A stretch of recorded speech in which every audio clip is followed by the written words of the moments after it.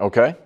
Coach, your reaction to Travis Kelce's idea, just throw the ball deep. Well, look, it's an interesting idea if you can guarantee that they're going to be playing man-to-man every single down. They're not going to mix in some cover two, that you know exactly where he's going to be. So is he going to be on the right side, the left side? Is he going to be in the slot? And then you got to convince, he'll probably be on the best wide receiver, assuming that he's their best corner. So now you got to go tell your best wide receiver, just run a hey, 9 we're routes. not going to throw you the ball here, but you go run a 9 route against this rookie because we want you to tire him out. That'll go over great in meeting rooms. There's nothing like telling your star, hey, go wear that guy out because he's playing both ways and we need to tire him out. So I think that'd be a tough sell in the locker room. But my feeling with the whole Travis Hunter thing is that he should start on defense, play defense, and then situationally play him on offense. 3rd down, red zone, 2-minute. Then you can control his rest and you can control him in the most high impact situations. So I want to go into both things. The first one is even if a team though were to do what Travis Kelce is suggesting, tell me if you disagree with me. That still is, Travis Hunter would still be super valuable on defense just because of that. If you are essentially eliminating one of the players out in the pattern, and it's because more often than not he's just running a 9 route, that makes the other 10 guys' jobs on defense that much easier. So even if a team were to do that, that would still make Travis Hunter, at least in my eyes, valuable for the defense. But to the second point you made, Coach, I understand the argument that you and others have made about why the transition will be easier and why it makes more sense for him to be full-time defense, part-time offense. But how much of the math on that has to be adjusted by the fact that a number 1 wide receiver in like cap dollars and the way teams are built is twice as valuable as a shutdown corner these days. It's like $40 million to $20 million basically.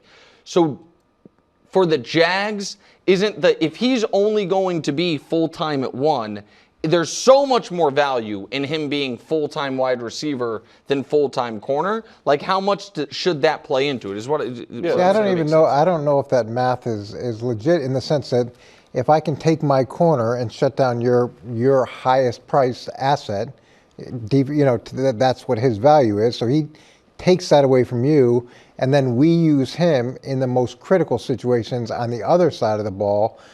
I would imagine that cumulatively that would be more valuable. Go ahead, KW. Well, that's just, I think you're exposing that the secondary is undervalued, right? You're like, well, I mean, you're Moneyball. What I'm just saying is, like, if we just take teams at their word, they value quarterbacks the most, they value pass rushers the second most, and they value wide receivers the third most. And then it goes tackle, then it's a kind of a hodgepodge of positions. Guards have popped up now, and corners in there. So the point that I'm basically making is that if you have a guy who for the next 4 years, 5 years really, is going to make a greatly depressed salary, and he can you are getting more value out of a star receiver because it costs $40 million to replace that than a star corner because it costs $25 million to replace that. I understand what you're saying, which is, well, maybe that's not how it should be, but the way the market has stacked right now, receivers are way more valuable than corners. But you're going to be able to get the highest part of the value of wide receivers if you're playing them in those critical situations. Okay. You know what I mean? Yeah, so, the red zone and red zone, 2-minute, 3rd down.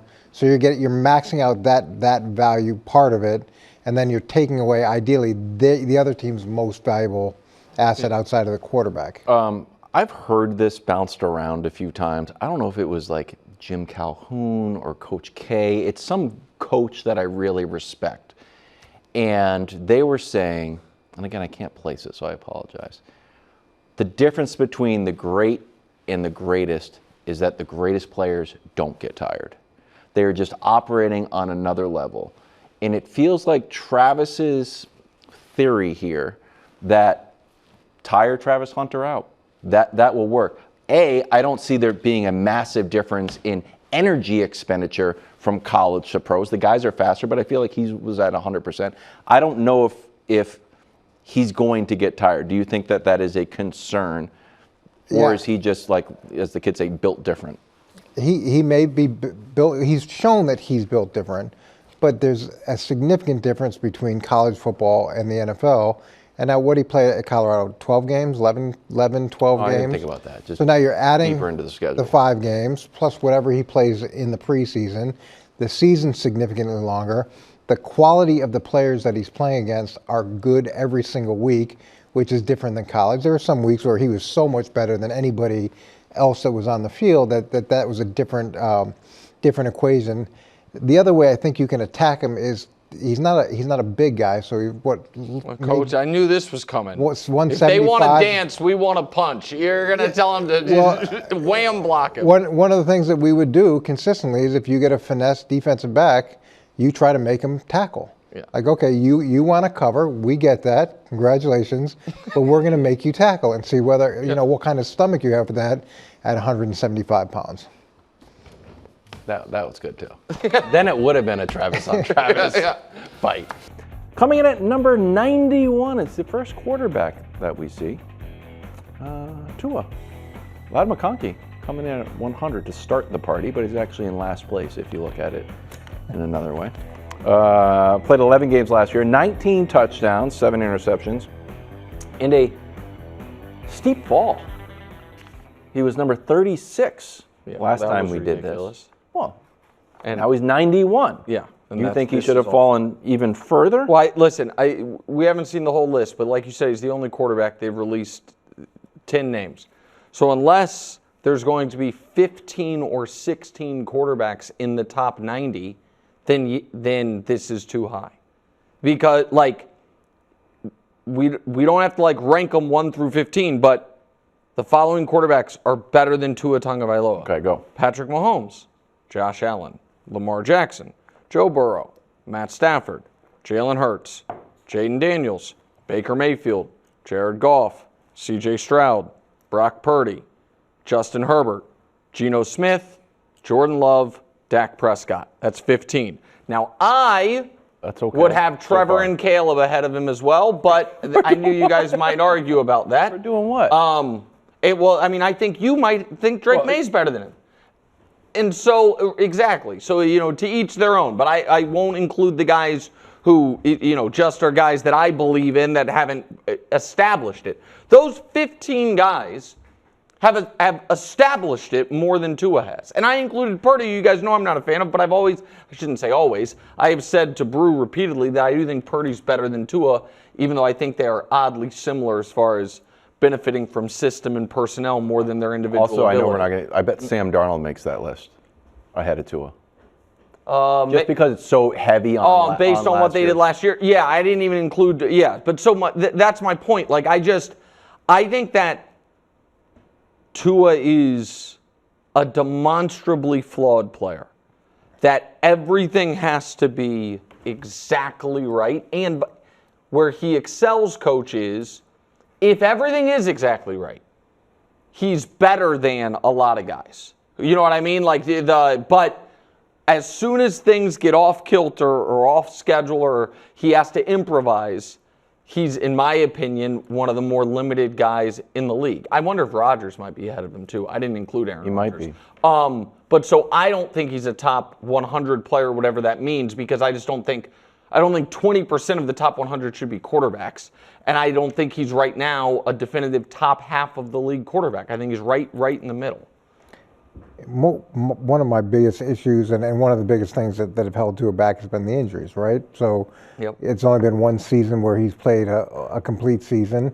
I was surprised when the Dolphins decided to extend him the way they did, knowing that arguably he's one serious concussion away from being done. But when you look at his performance and the Dolphins' performance when he plays, it's been pretty good. And you named a lot of quarterbacks in that list that I think you could argue that Tua is as good as, if not better than. And if you just look at his numbers from last year, let's take a look at his numbers versus a player that you like. I mean, he's better in terms of completion percentage than Mahomes.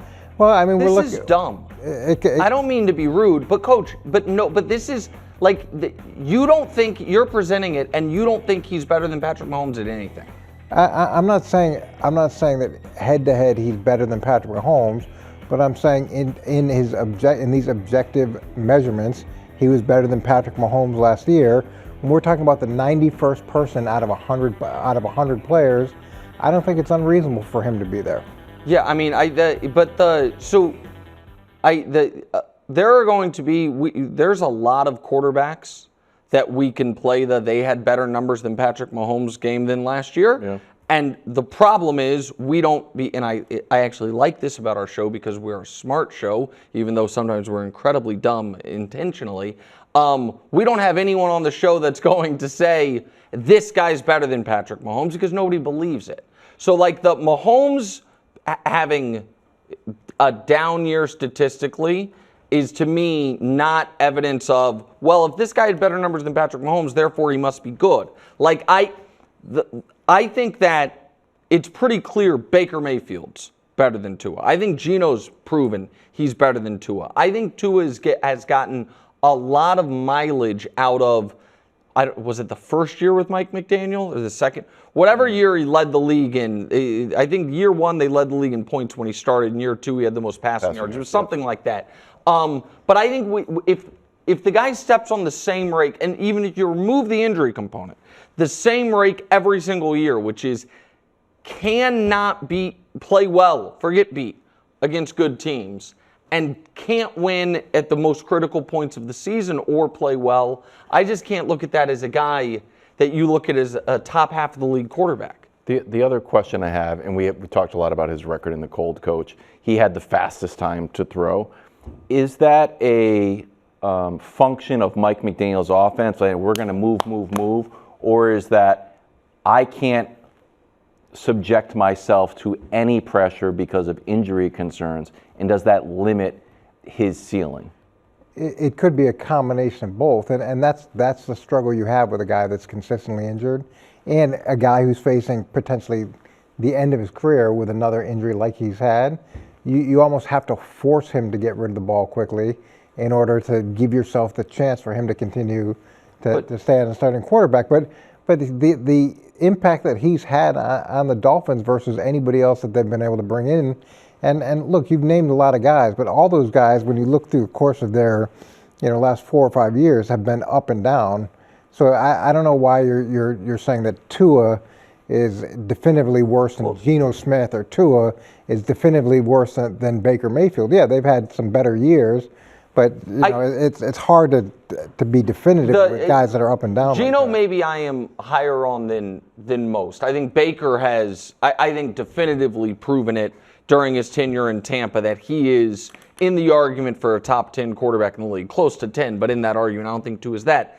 I also think there is an element of, and maybe you'll tell me I'm wrong, Coach, but I feel like you would have loved to defensive game plan against a Tua-led offense, because it's not so much about, I really do want, even though you can't, remove the injury component from it, because that's not really what I'm talking about. I just feel like you'd watch the film and be like, guys, if we jam his receivers, if we can throw off the timing of the offense just by a step in his drop, he's lost. And so we have to worry about Tyreek Hill beating us over the top, and we're going to disrupt the routes. And I'm sure you coordinated, I don't know who the guy was of the early 2000s who was similar, and I'm not asking you to name a name, but like that, where it's like, oh, if he is allowed to run his script, he is going to really cut us up. He's precise. And if we can disrupt it, there is no creativity, might not be there, improvisation to the offense, and I just think that is huge, and it is proven to be year after year incredibly limiting against good teams. Like his inability to play well, not just beat, but to play well against the best teams, I think is a huge indictment. And you do have to look at the injury situation and say how much of this has affected any of the off timing type plays. Sure. Because if he doesn't get it out on time, if he doesn't get rid of the ball, now again, once he's hit this next time, this is probably it. So it's a weird balance that they have to strike.